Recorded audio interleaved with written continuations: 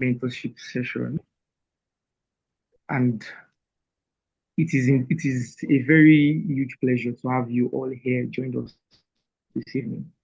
Please, if you can hear me, kindly indicate. If you can hear me, kindly indicate. So I'm certain that we can all hear me. Kindly indicate if you can hear me.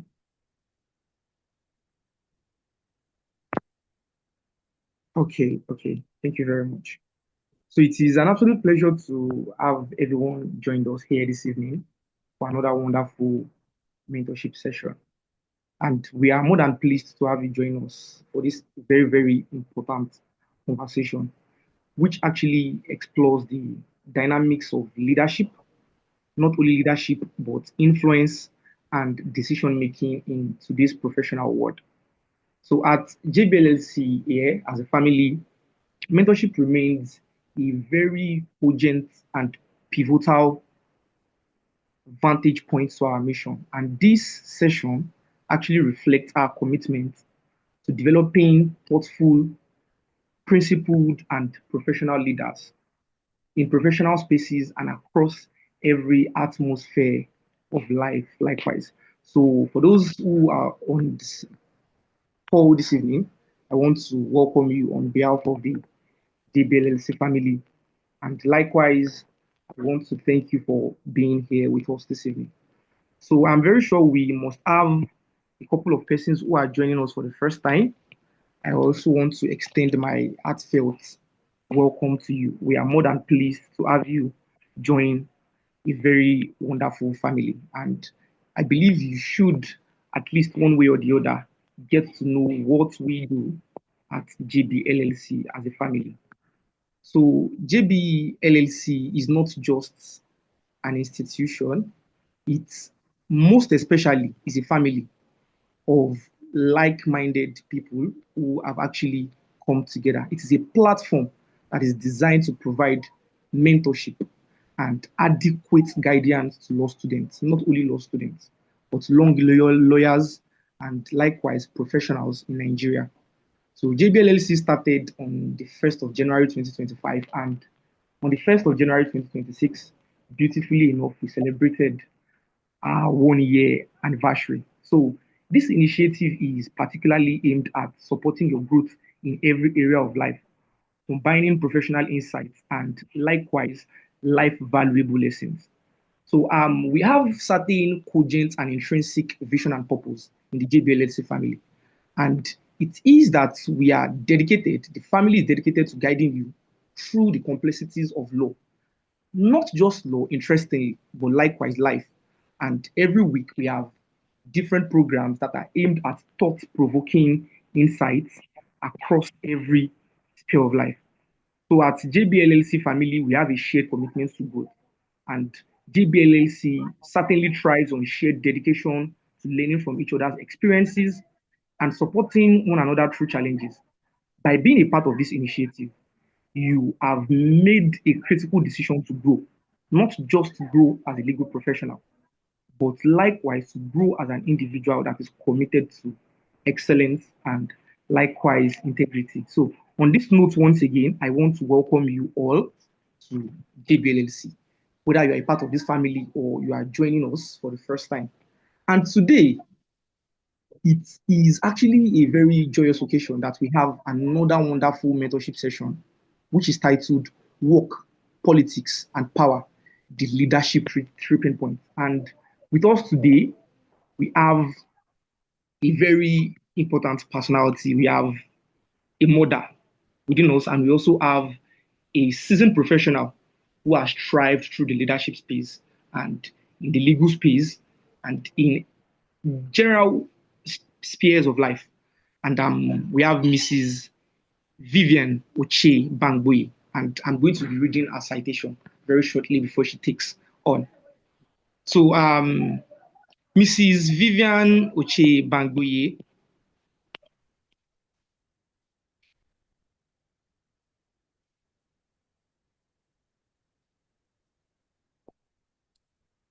sorry, can you hear me? Yes, I we want to can. read. All right. Thank you very much. So,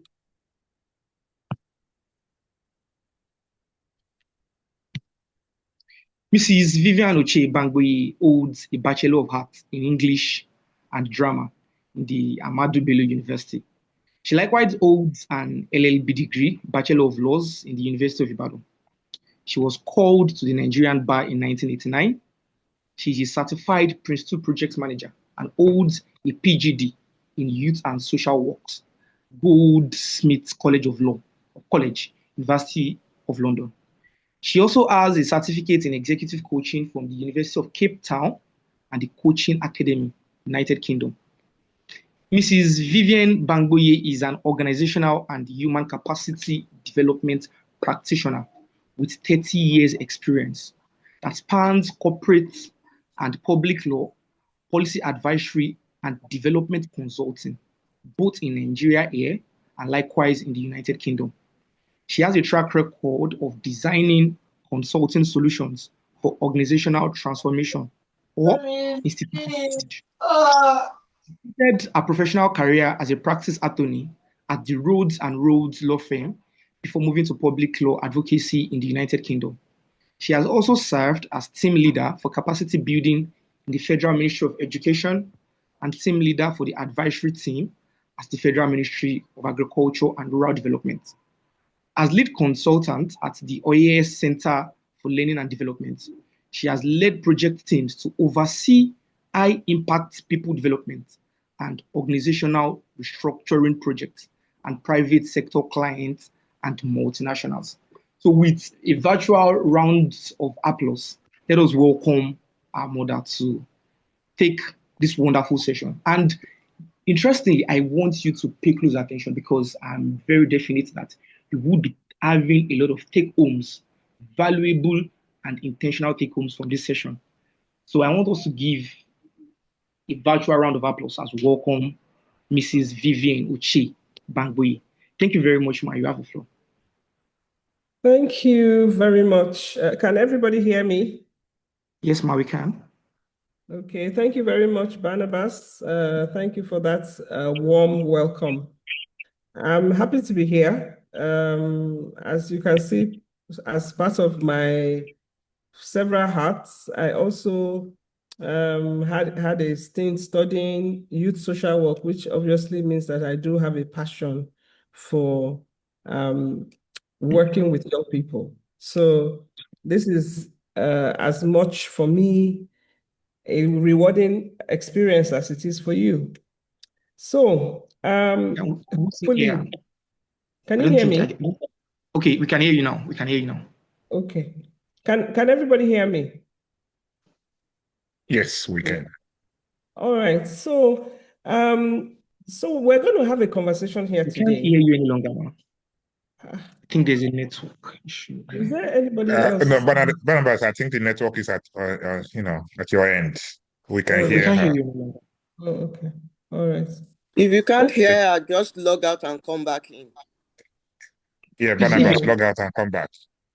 Okay. Yes, Barnabas, apparently you are the one that is having network issues.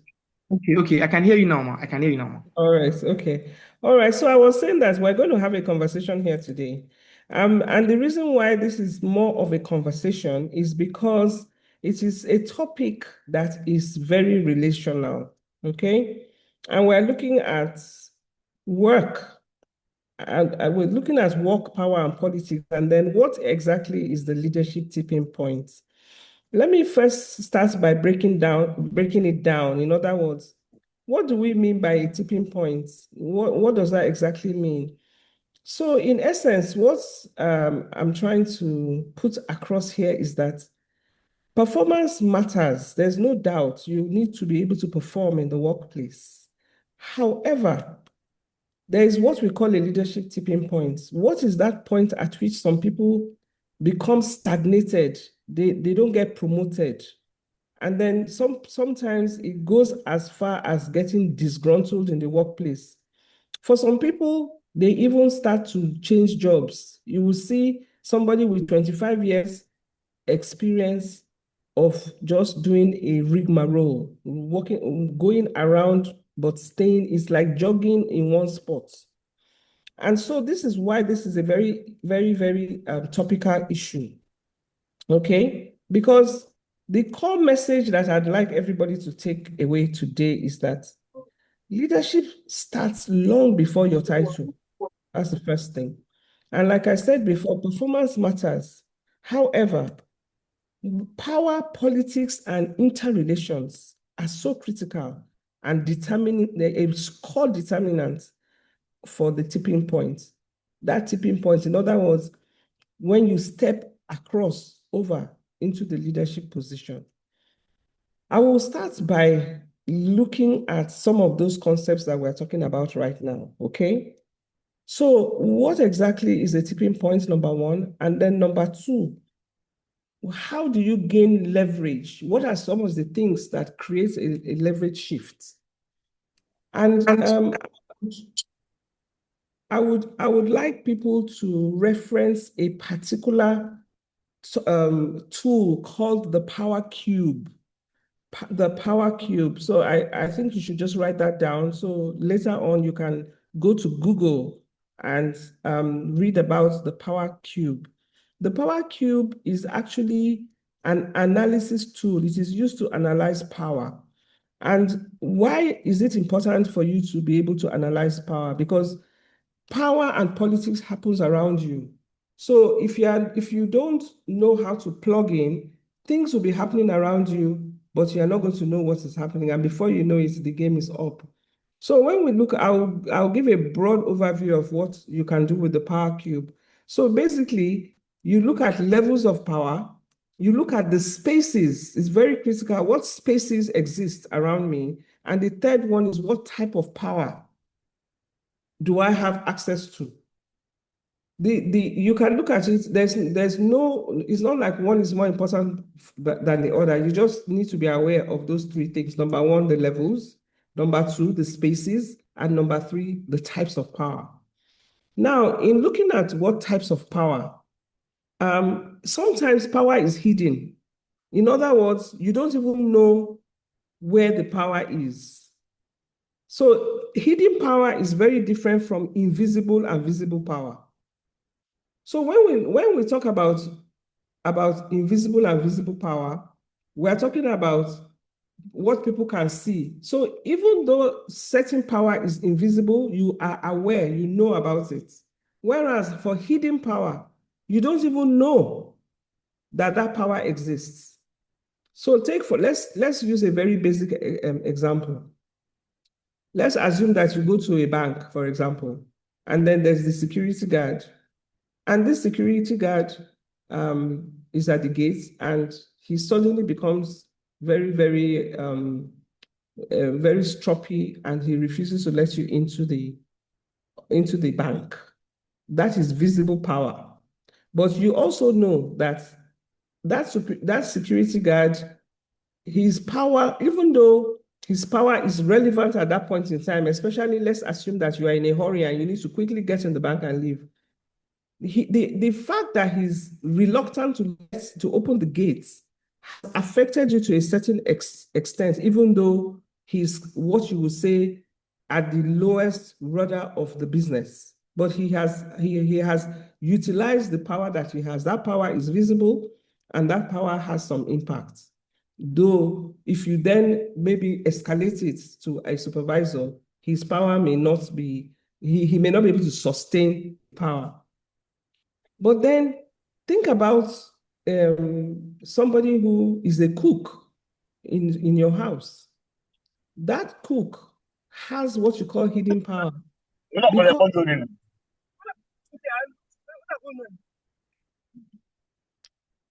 That cook has hidden power because he has the capacity. If he decides on a good day, if he decides, oh, you know what, I'm just going to torment my boss a little bit. I'm going to put something in the food that is going to make him go to the toilet a lot. He's going to have a running tummy. You, as a boss, you are having running tummy and you are running to the toilet. The cook is in the kitchen chuckling because he knows why you are running to the toilet, but you know. Okay, so that's a layman's way of looking at what's the difference between visible, invisible, and hidden power. Now, once you've been able to establish all of that, which is the types of power, most of the time, invisible and hidden power is what we call soft power, whilst visible power is what we call hard power. And hard power can be anything from war infrastructure to authority in the office. That's what we refer to when we talk about hard. Soft power is a good example of soft power in the workplace is culture. Okay. So when they say, oh, what is the culture of the organization? You may not physically be able to touch and describe, but you just know that there's a way things are done. And there's somebody somewhere, there's an invisible organizational brain that determines how that culture is exposed to people. Okay. Now, the other thing that now comes is the spaces. Now, this is very important to understand when you're talking about the leadership tipping points, because when you're looking at spaces, the first thing you see is a closed space. So, for example, you work in an organization, there are executives. The executives sometimes are operating in a closed space. So there are certain meetings that executives have. Other people are not allowed into that meeting for confidentiality reasons. There's information that is shared at that level that some people in the organization do not know about. Let me use an example of the financial services sector right now. Everybody would know that, okay, this is the target we want to achieve in 2026. But certain people levels in the organization may not know what the strategy, what is the basis, what kind of strategic insights was used to determine that amount. Some people at certain levels will not know. Okay. Again, let's take this to what is really relevant to us in a law firm.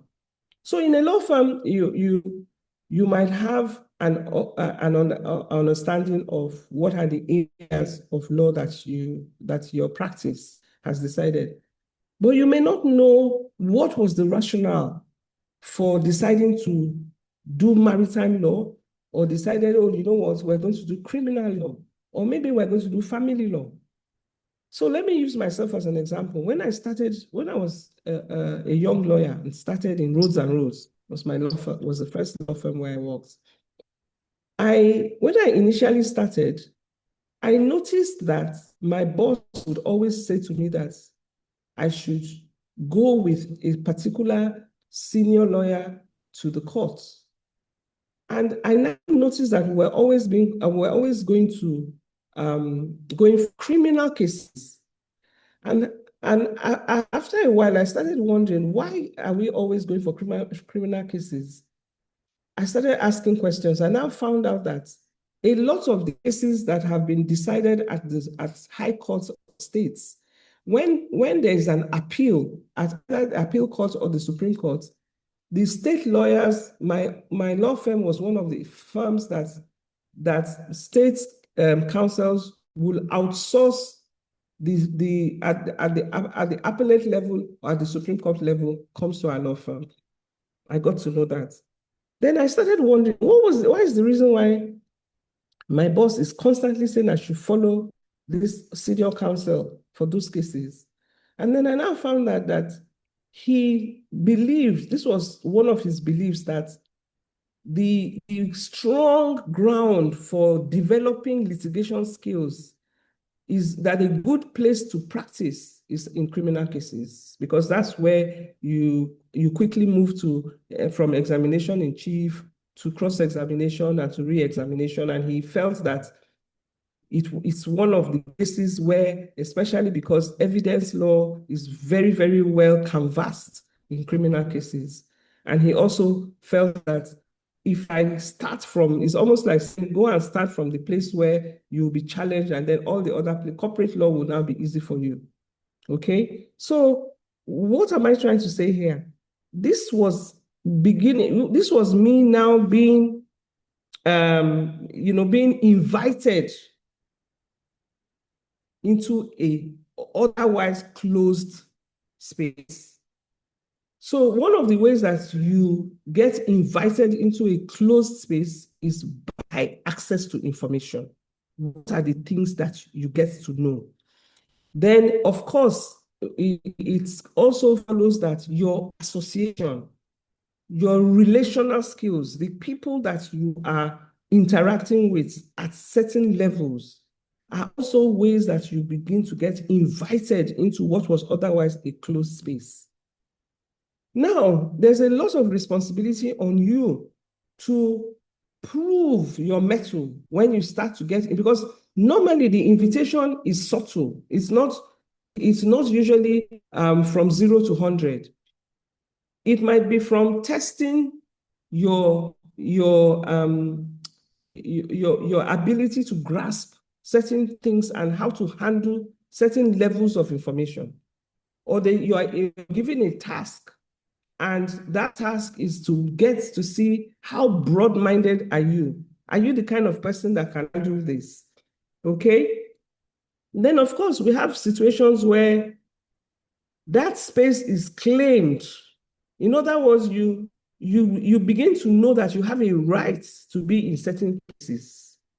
That sometimes has to do, a good example of how that happens with age. And this is very, very, this is usually very common when you are in an environment where there's a wide distance, what you call a power distance, and then there's a hierarchy. So sometimes there's a tendency for the people, especially in our culture in Africa, there's a high tolerance for power distance. And so because there's a high tolerance for power distance, there is usually a tendency for the person in a position of authority to forget that there are other people that need access. So sometimes in a subtle way, you may need to start claiming that power. But the style and the way you claim the power also is important, because don't forget that that power, power is a tool that can be used to hold people down.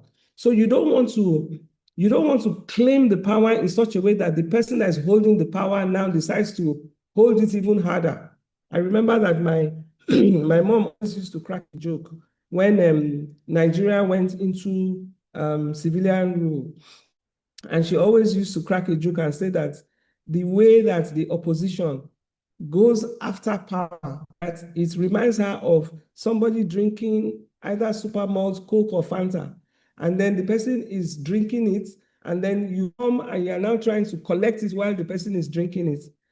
And she always wonders what makes you think that the person is going to release the cup, because the person is already halfway through gulping down the drink. So that was that was her analogy of, and I like that analogy because it reminds me of this claiming of power and the manner in which you claim it. And then finally, you also, at some point, you may to create the avenue for coming into power space. Of course, we are lawyers, and one of the ways that you can start to claim is really by performance. But remember, we started by saying that performance alone is not enough. So if you are a star performer, but you don't know how to be a valuable person in the room, it can affect your ability. But even better still, it is important to also, it's important to not just to demonstrate that ability, but for you to begin to understand politics. We talk about politics, and sometimes people say, oh, politics is a dirty game. Oh, I don't even want to have anything to do with politics. But politics is like the thing that runs the mill. So without that politics, without getting involved and understanding it, you are always going to be a bystander in an organization. Even in a country, we've seen it already most times, that the fact that you are in a democratic environment and you have universal suffrage, that is so limited. All you have is a right to vote. Okay? After you have voted, 4 years, I mean, the 4 years is now that comes before the next election. What exactly do you do? Do you know out of the 774 local governments, do you know the local government chairman? Do you even know the one in where you live, for example? Especially as lawyers, okay? And we also, as you can see from my profile, I do a lot of governance work. There's a big difference between the politics and the governance. But if politics is not well understood, a governance policy person, myself, you're going to be doing fantastic work, but there will be no impact. So it's important to understand what are the institutional factors, what are that strengthen or weaken the process in an organization, in a law firm. What are those things? Okay, and I would categorize this in 5.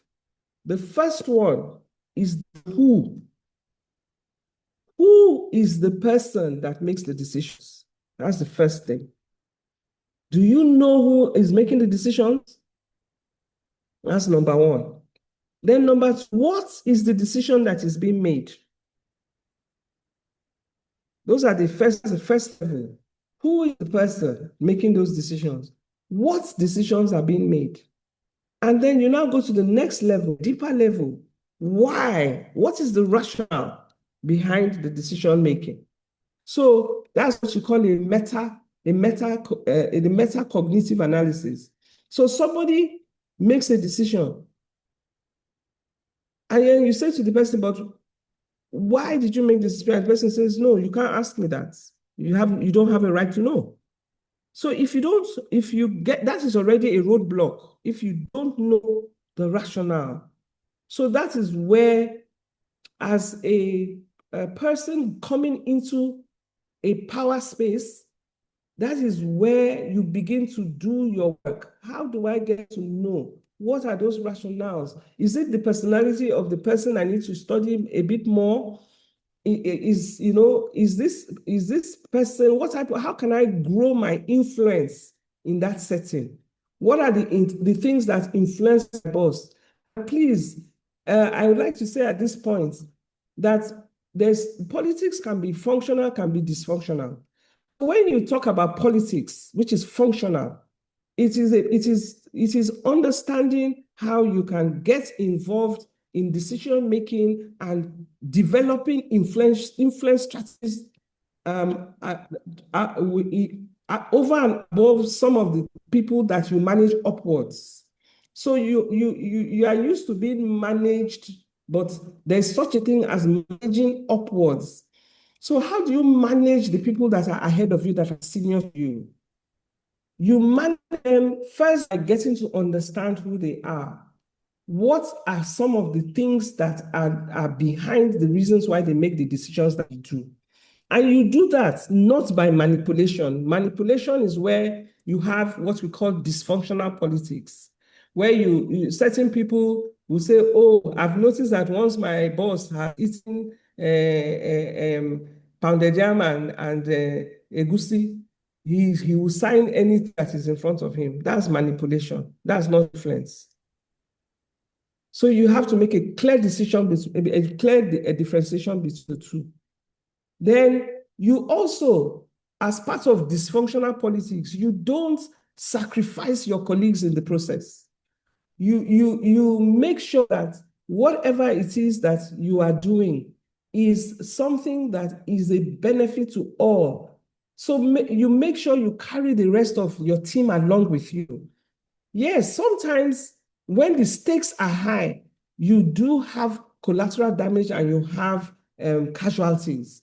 But you should not be the one instrumental in putting a stumbling block in front of the person who becomes the casualty, because you might still need them once you move to the next level. So those things are, so that is my number 3, the why. The why is very important.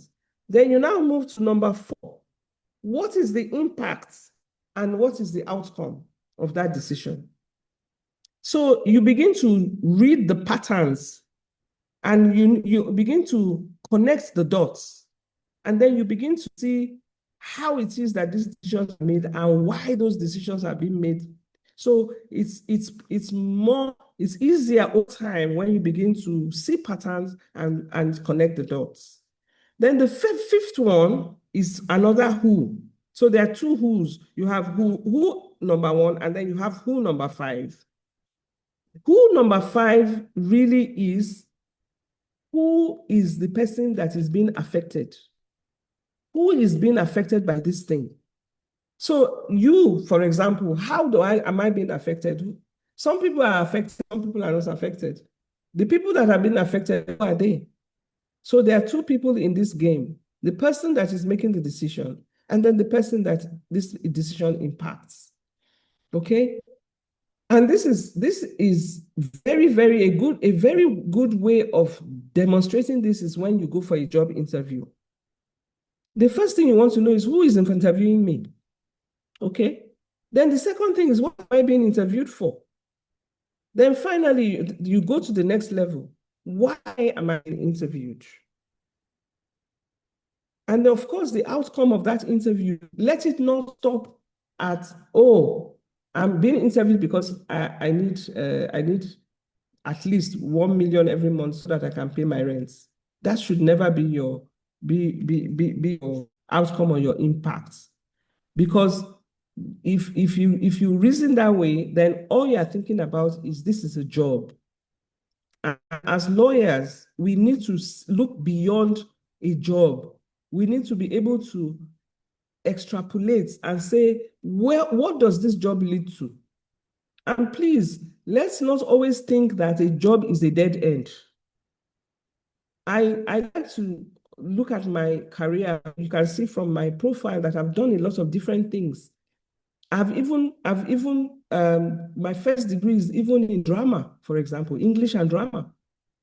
And at the time I was studying that, I have to be very honest here, I was only studying that course because I felt that that is the course that because when I got into uni, I was quite young. I didn't really want to do a lot of work. And I just thought, oh, English drama sounds interesting. English will be easy. Until I got into the Faculty of Arts and Social Sciences, and I realized that you have to take electives. And I ended up somehow, I ended up studying Marxism and the developing world as an elective. And I was thinking, I thought I was going to get easy stuff. And even people studying economics and political science were running away from Marxism. But somehow, when I went to register, they said, oh, sorry, this is the only course elective that is left and you have to take it. So what am I trying to say?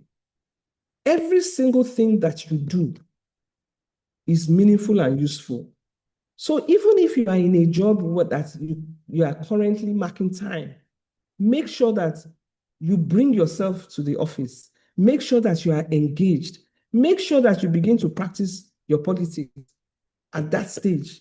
Because that office, little office where you are today, you might be watching TV one day and you will just see that your former boss, wow, he's now the Attorney General of Nigeria. So imagine if at that time, because it was a small time office, they give you work to do and you just put it under the table. You won't be able to contact him and say, oh, remember me, I worked with you. That takes me to the next thing. Don't drop relationships once you've left a particular job. You need to be able to, so 10, 15 years down the line, you need to be able to say, when I left this job, I made a contact there. I had a relationship. Just similarly to how did I find myself here? I was in the same class as Mr. Johnson, Babalola. We were classmates.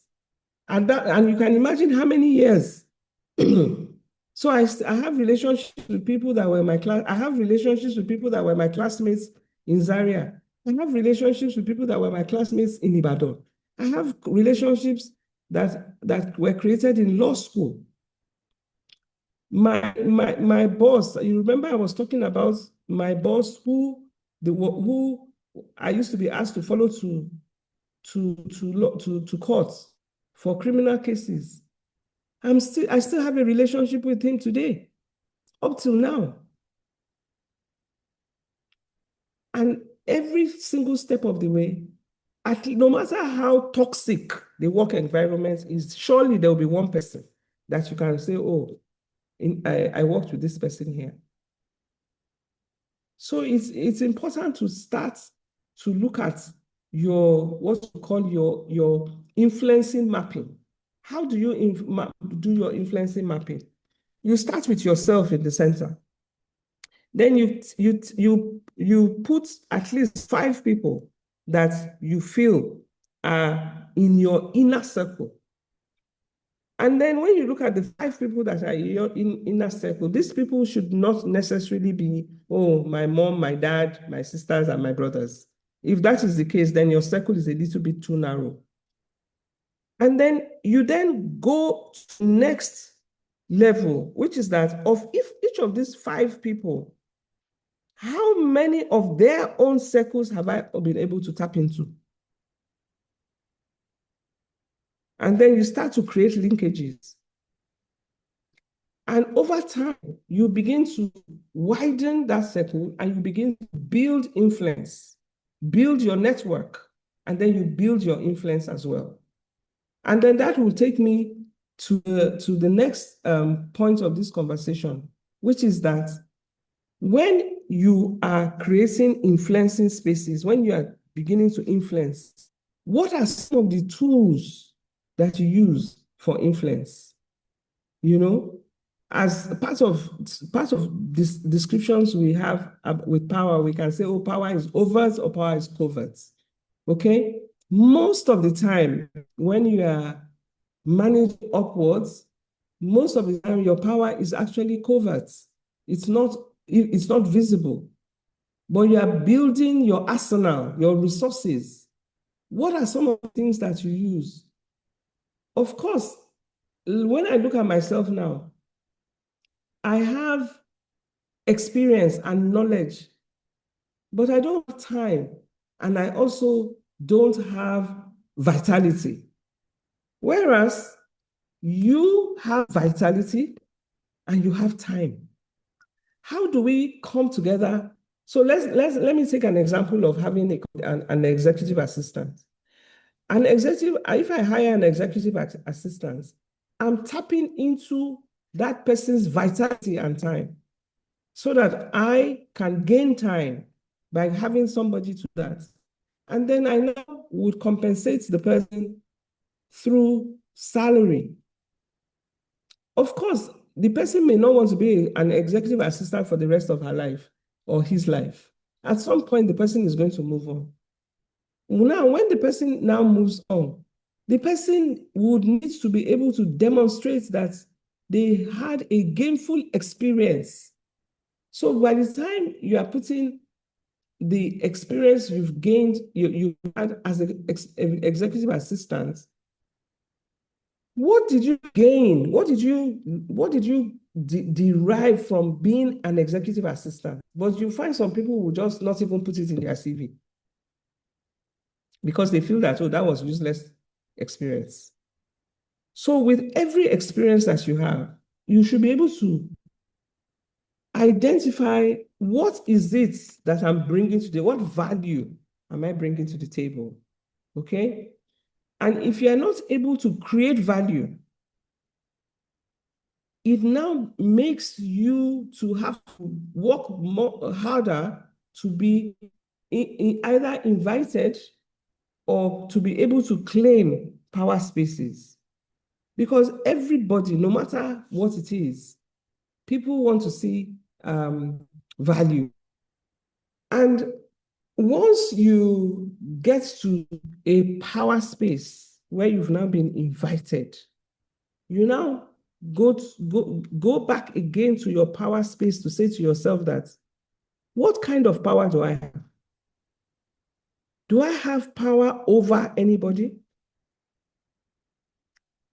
Of course, everybody in the current era of empowerment everybody has what we call power within. Everybody has power within. There's no matter what, every human being has some element of power which is inherent, which is within them. That's the first one, power within. Then you now move to the next one, power to. What do I have power to? In other words, what is the extent of my power and what are the limitations of my power? Then who do I have power over? So you may be the poorest woman in Lagos. You are going to have power over your child when the child is still a 2-year-old. But even that child has power within. Because once the child starts crying, you may not be able to do anything until you give the child something to stop the child from crying. That's how a baby exercises the power within. Then finally, you now have what we call power with. Who can I collaborate with to, so there's what we call intersectionality. Intersectionality is a term that is used in inclusion environments where there's inclusion, especially social inclusion. So when you are a marginalized group, if 20 marginalized groups come together from the point of view of intersectionality, that's what we call power with. And power with, as we say, especially in democracy, that there's power in numbers. So if you are one activist shouting, you are not going to have as much influence as if there's 20 of you. And then when you now move, let's assume that you are an activist in your local government and you are going up and down with placards in your local government, you are not going to have as much influence as if you now connect with other activists in other local governments. And let's assume that you are able to get like minds in 774 local governments. Automatically your power has multiplied 774 times. Then now imagine that you then now take this to the next level, where you're now going from a micro environment to what we call a meso environment. A meso environment, let's say maybe regional. You now know people in other states. Or you now even take it national or even global. That's what we mean when we say power with. So it's, yes, sometimes within reason, you want to keep some confidentiality. You don't want to share some parts of yourself. But the rule of thumb is that 2 heads are better than 1. And it helps for, it helps when you have what we call when you are able to have transcultural awareness, you are able to interact across cultures, across ages, across generations. Your influence automatically increases when you are able to do that. So it's better for you to be able to open.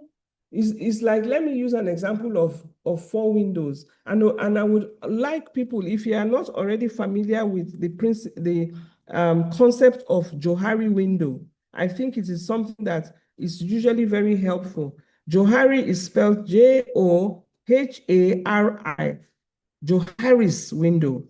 And the Johari's window is a tool for team communication and intercultural communication or interactions. Okay, so that the concept of the Johari's window is really saying to us that when you open only one window, then you are not able to see the facade. So things that are unknown and things that are known. So when it's only the things that you know about yourself, that is what we call the arena. But then there's a part of you that people know about you, but you don't know about yourself. And then there's also things that you know about yourself, but nobody else knows about it. But the worst one is when there are things that you don't know about yourself and nobody knows about you.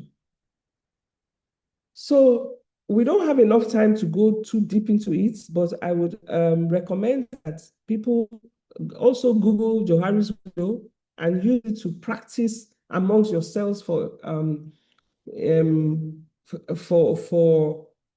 interactions and inter-team communications, intra-team and inter-team communications. I see that we have just about 15 minutes left. I feel that this will be a good time for me to start to close so that we can move to the Q&A. If there are any questions that people want to ask. So in closing, I'm going to just reiterate again that leadership starts before the title. And in determining what that tipping point for leadership is, it is important to note that performance matters. However, power, politics, and interrelations are critical. And also, it's very important for you to label and identify your leverage points and the leverage shifts. So there are leverage points, but there are also leverage shifts. And the leverage point is when you identify that this is a leverage point. In other words, oh, I have a boss that is interested in what I'm doing. That's a leverage point.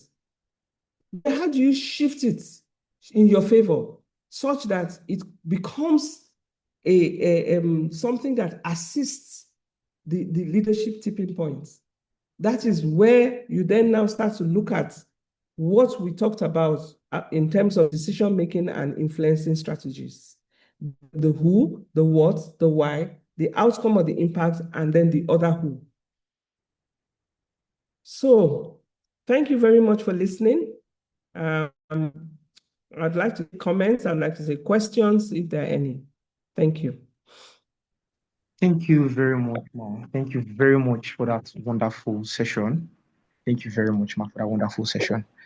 Personally, I have learned a lot, and one of the take homes that I have had in the course of this session is that leadership starts, it emanates long before the title is acquired. Yeah. Leadership starts long before a title is acquired.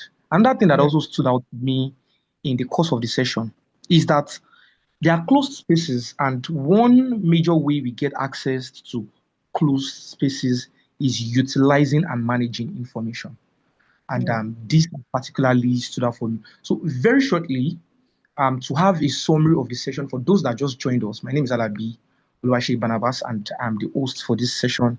And with me is Miss Fumilayo Olagunju, ESQ, and she would very shortly, in a minute or two, take a quick summary for those who joined late before we take our question and answer session. A very quick summary. Thank you very much. You have the floor, ma'am. Thank you so much, my uncle. Good evening, Ma. Good evening, our mentor. Good evening, esteemed participants. It's been an insightful section here tonight, and I really want to appreciate our mentor for the insightful tips she has shared with us tonight. I've learned a lot, and she has really imparted us. Part of what I want us to recall again is that invitation to a closed space is always subtle. It does not really come directly, it does not really come out clearly. But when someone with a good relational skills with people that are at certain level, we must be able to grab it, no matter how subtle it comes, and you must be able to guide that access well. So when you have information from people at certain level, it helps you. It helps your leadership to rise, even beyond performance. And she also listed some 5 institutional factors that influences decision-making. She started with who, talking about the person who makes the decision. The second one is what, meaning that what decision is being made. The third one is why. This talks about the rationale for such decision. The fourth one is impact and outcome. That is ability to read patterns and connect the dots. And the fifth one is the person who is being affected. The person who is being affected, she told us that we should not just leave a job anyhow. No matter, even if you are passing time there, just put in your best, because relationship is being built. Apart from earning a living, relationship is being built, and we should not just walk out of any relationship anyhow like that. She gave us an illustration that she was classmates with the person who funded this. So please, let's put all this in mind. Let's put it all in mind. Once again, we thank you so very much for the insightful sections, Ma. Many thanks.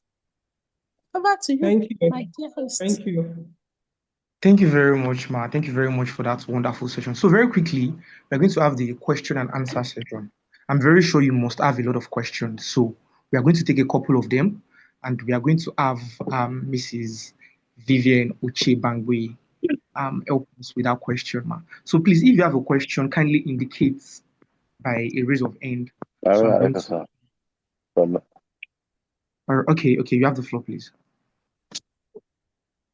So no, Alhamdulillah, I am proud of it. Alhamdulillah. Madala meti usoko. Lafiya ina gaje. Na gode. Sorry, I think That's a question. Yeah, I think he was talking to somebody else. Okay, please, if you have a question, kindly indicate by a show of hands. So I would kindly indicate so we call you, you ask your questions if you have any, please. I'm very sure we've learned a lot. I personally have learned a lot. So if you have questions, kindly indicate by a show of hands so I can.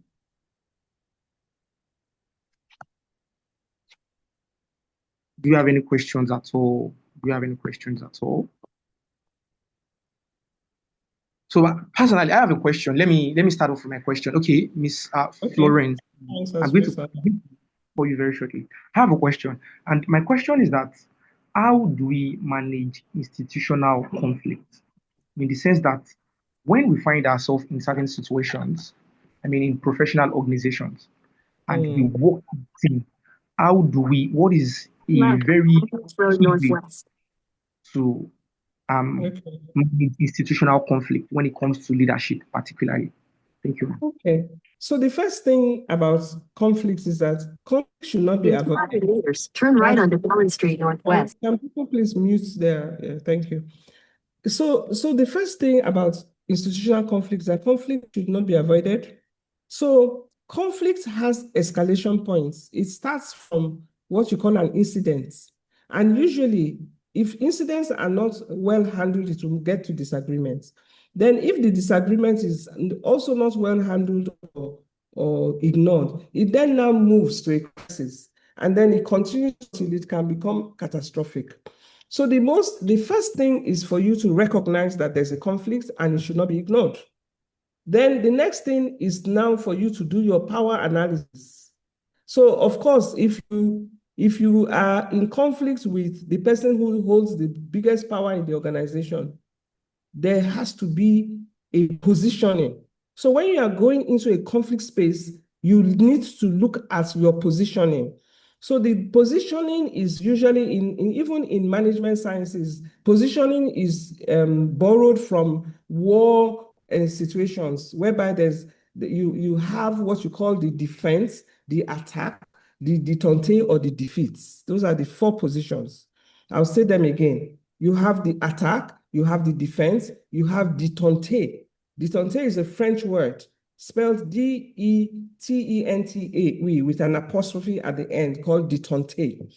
And then finally, you have defeats. So the objective is to make sure that you do not become the casualty. In other words, you don't want to end up in defeats. You also don't want to end up in detente, because what detente means is that the two people have fought themselves to a standstill and they've run out of what you call no victor, no vanquished. That's what detente is. And then the other thing is, are you attacking, are you defending? So what always works is what we call collaboration. Come together. You either reach a consensus or you have to, sometimes you are reaching a consensus. Then sometimes you are deferring or you are defeating.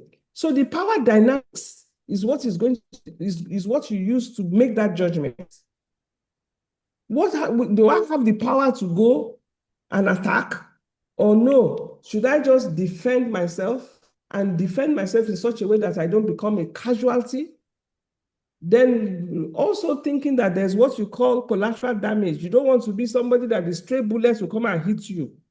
So sometimes in institutional situations, some people will use other people as their buffer, and then the person will take the bullets. So it's not a open short answer. It takes us back to you learning over time how to go into conflicts. But the first thing, rule of thumb, it should not be avoided. Don't run away from it. And the communication is the vehicle and the tool for resolution. So if you want to resolve, you have to make sure that you are using the right words. You are using both the words that are spoken and the ones that are not spoken. You go with the wrong approach, and then you move. What would have been a disagreement will now become a crisis. I hope I've been able to answer that question with reason for you. Thank you very much, Ma. Yes, you've been able to answer my questions. Thank you very, very much. So I'm going to take the next question from Praise Olatunji. Please, you can unmute yourself and ask your question now. Praise Olatunji. Praise Olatunji. Okay, so yes, I'll call the next person. Ayodele. Okay. Sorry, can you hear me? Oh, yes, we can hear you, Praise. All right, good evening, Ma. Thank you for this insightful session. I learned a lot. Ma, you mentioned something about maintaining relationships, and I find it so difficult to maintain past relationships. So I would love if you can share some insight or some tips on how you were able to maintain relationship with your colleagues or friends over time. Okay, so I think one just will start from the most simple and move into the complex. So the first thing really is about, while you are in the job, maintaining cordiality. So I will be curious to understand what are the things that make it difficult for you to maintain relationships? Have you been able to identify that? Yes, I think I'm much more of an Extrovert of my or introvert? introvert. You're an introvert, okay. So sometimes if somebody is an introvert, sometimes it's a bit hard. But I think what you need to do is you need to make conscious efforts to start to have basic conversations. Don't put yourself under pressure. Don't see the fact that you're an introvert as a problem or as a minus. It isn't. It just means that you communicate in a different way. So it can be around work things. Just look for something that you can use to connect with the person. And usually you should in a workplace, you should be able to identify the people who appreciate your demeanor and start with those people and start to build little things on a Friday, end of work. Identify one or two people that you feel are approachable, and you can just start a conversation and start giving yourself targets and say, okay, every month I will start conversations with, maybe you can start with at least 2 people in the workplace and see how you grow from there. All right, Ma. Thank you so much, Ma. Yeah. Thank you very much. And feel free to share your outcomes so that we know that it's either working or not working. Okay, Ma. Thank you very much. So Ayodele Atsinwa, please, you have the floor. Okay, thank you very much. moderator, and thank you very much, guest speaker, for this very, very great learning opportunity. And my question actually has been presaged by the last speaker. My question was simply going to be, how do the different temperaments that we all have make it easy for us to adapt to some of this learning cues? And just like the last speaker said, some people just find it really, really tough, to engage in some of the ways that you have described. I don't think it's something that you will be able to give all the answers to us thoroughly at this session, but if you could just, as you have done with other references, share some readings, share some resources, and just give us the cue that leads us into it, because some people are really hemmed in by their temperament, and some people overreach themselves because of some temperamental tendencies. All right. Thank you very much. That's a very good question. So, like you said, we don't have that much time. So, I will share some resources after this. But the first thing is you've got to know your temperament. You've got to know. So, the thing about temperaments or personality profiles or they're different, they call it different things. Sometimes when you go for employment interviews and all of that, you might be tested. But they usually are in 4 dimensions. So psychology research tells us there are 4 main kinds of people. So you have people that are dominant. In other words, people that are the dominant people tend to be more outspoken. Then you have people that are what you call conscientious. They are quiet. They're systematic. And then you have people who are steady, and you have people that are influential. So those categories, they are depending on which type of tool you are using, they can be called different things, but they usually fall into these 4 dimensions, and they are all based on a psychologist called Carl Jung. Jung is spelled with a J, J-U-N-G. Okay? So the first thing is you know yourself. Okay? Then the second thing is to know the other people that you are interacting with. Then the third thing is to know how does your personality either affect or impact the quality of communication and the outcomes. And how do you moderate? Because you cannot actually change your personality. But then once you come to an awareness of how the personalities interact, you are going to be able to find a meeting ground. So those 2 things I've shared, in other words, the Johari's window, if you go and you download some of the tools on the internet about the Johari's window, you're going to find it very useful for interpersonal communication.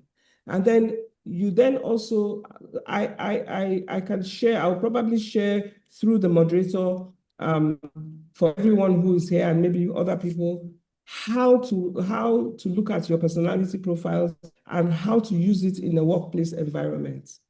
I hope that answers your question. Thank you very much. It's very helpful. Okay. My sincerest apologies, Professor Ayadele Atseno. My sincerest apologies. Thank you very much for your beautiful question, man. And thank you very much for your wonderful advice. So do we have any other question? Do we have any other question? Do we have another question from anyone? So our guest speaker could shed more light and clarifications on that for Shelley's. Okay, in the absence of questions. Mr. Moderator, there were questions in the chat. Okay. Thank you very much. Thank you very much, ma'am. So yes, ma'am, we have a couple of questions in the chat box. So one says, please, how can professionals recognize when they are approaching a leadership tipping point in their careers? How can professionals recognize when they are approaching a leadership tipping point in their careers? So usually, oh, sorry, finish. Okay. Yes, I actually want to go on with the other one, or would you take that before I go on? Let me just answer as you asked. So the way to recognize is when you are in an organization and you start being given tasks or projects that puts you in, that means that somebody is beginning to pay attention to you and they're beginning to see to more or less invite you into some of the closed spaces. That's the main way you recognize that. You start being given more responsibility, or you start being invited into what was otherwise a closed space. That's usually the way. And then, of course, sometimes it's about time. You've stayed long in an organization, and then you begin to feel that you are ready. So sometimes you may need to start to put yourself out there for opportunities. Oh, there's a project. Oh, I'd like to be involved. So is it possible for me to be included in this project? So those are some of the ways that you recognize that. Thank you very much, ma'am. Thank you very much for your clarifications. So the other question we have here says, a minute, please.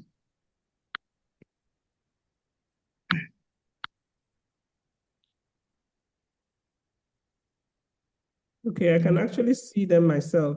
It says, what steps should one take when attempts to build professional relationships in the workplace are taken advantage of by others?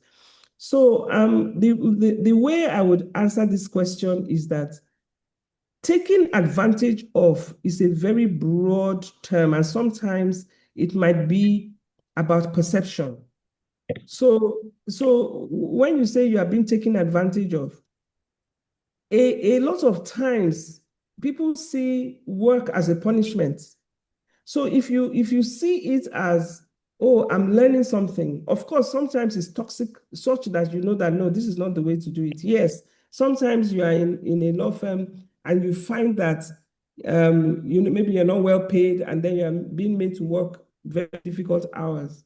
But the positive, it's always better to make a positive assumption. And then it's always better to find in all of the 90 negatives, what is the 10 positive that I can begin to leverage on? And I can push back the 90 until I'm now at 40. Remember, we talked about the transactional relationship in power. And I used an executive assistant as an example. I have time, I have knowledge, and I have experience, but the other person has vitality. So you recognize what are some of the things that I can do to begin to leverage that point such that it becomes a little bit more of an equal playing ground. And most time it is really about you being courageous, being able to step forward, because you always have some power that you can use. And then you start to claw back until you are able to get some recognition for the stuff that you are doing. That would be my answer. Okay, thank you very much, ma. Thank you very much. So there's likewise another question here. It says, how can a young professional manage workplace politics between power blocks in the office, especially when being influenced is almost impossible? Yes. So the thing, again, this is another question that requires courage, because the thing that makes you neutral is because you are afraid of what is going to happen. So the best approach is, what is the worst that will happen? Okay, in some cases, the worst that will happen is that they will sack me. Okay? But once you overcome the fear of what is the worst that will happen, you are going to begin to find that those power blocks are going to begin to disintegrate. Yes, sometimes it is wiser to be neutral. But in being neutral, you need to be able to give a semblance of bringing some value into the conversation. So if one party says this to you, you can say, please, permission to share my opinion. And this is my opinion. This is what I think about this situation. Using communication that shows truly that you are neutral and also demonstrates the reason why you are neutral. When you go to this other block, the thing is not to pass information so that you don't become the office gossip or use information to leverage your own position. yes, sometimes it might not work, but it is better to step out and take the courage to show that you actually do have a mind of your own and you think about things in a particular way. And then that way, you will begin to get some respect. It might not always work, but it is definitely the best approach.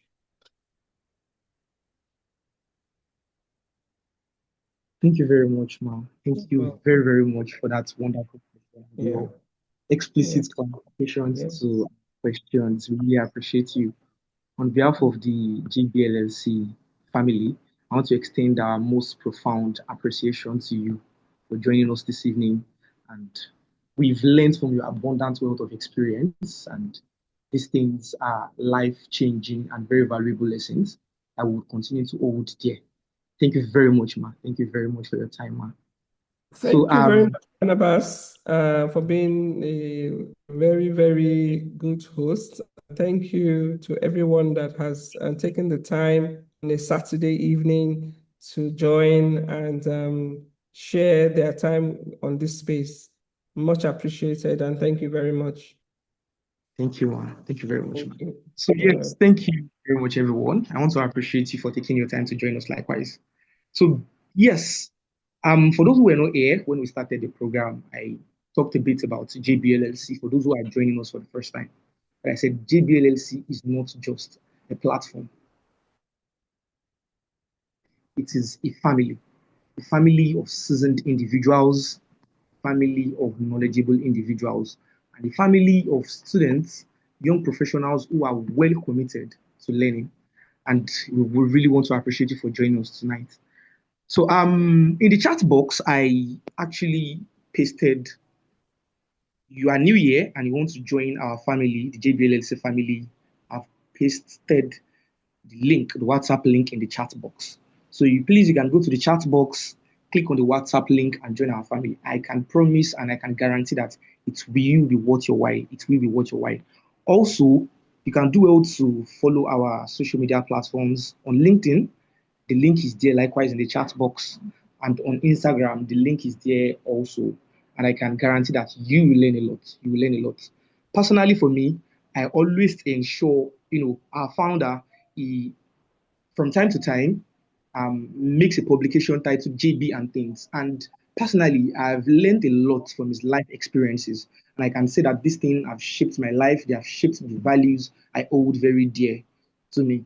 And I can guarantee you that you will learn a lot, likewise for those who are joining us for the first time. So in the chat box, there's the link to our WhatsApp platform. Please click the link and join us. You will learn a lot. And likewise, kindly follow our social media platforms. On LinkedIn, we share a lot of valuable insights, a lot of valuable ideas that will help your professional life, and not just your professional life alone, but your day-to-day life. So you can likewise follow us on IG to follow our publications. Thank you everyone for joining. I want to specially extend appreciation to everyone who has joined us tonight and who waited till the end of this program.